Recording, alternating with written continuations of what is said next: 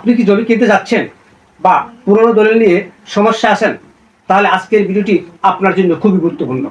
কারণ শুধু টাকা দিলেই জমির মালিক হওয়া যায় না। অনেক মানুষ আজ জমি হারাচ্ছেন।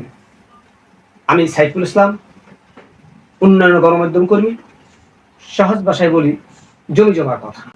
আজ আমি বলবো জমি রেজিস্ট্রেশন আগে কি করব, রেজিস্ট্রেশনের ফি কিভাবে হিসাব দিবেন, বিভিন্ন দলিল পরিচিতি, রেজিস্ট্রেশন না করলে কি ক্ষতি হতে পারে, দলিল হারিয়ে গেলে কিভাবে আমরা করব।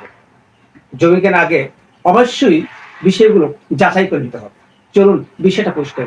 খতিয়ান, ডাক নম্বর, বর্তমান মালিককে, খাজনা পরিশোধ হয়েছে কিনা, জমির উপর মামলা আছে কিনা, বিক্রেতার জাতীয় পরিচয়পত্র ও ছবি মিলিয়ে দেখতে হবে। দলিল পরিচিতি, সব দলিল একরকম না।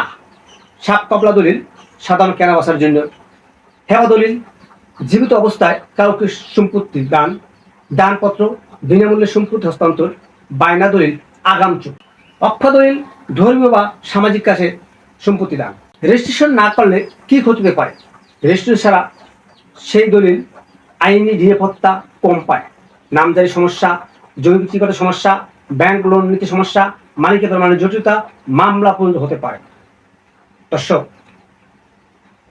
আমার ভিডিওটি যদি আপনার ভালো লাগে কমেন্ট করবেন, প্রয়োজনে শেয়ার করবেন এবং সেভ করে রাখবেন।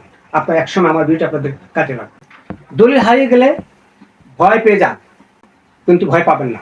সাব অফিস থেকে নকল দলিল উত্তোলন সম্ভব। প্রয়োজন দলিল নম্বর, সাল, মালিকের নাম এবং অফিস দপ্তর।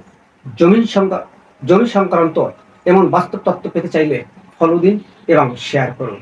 আপনার আইন জানুন, সতর্ক হন, জমি বাঁচান।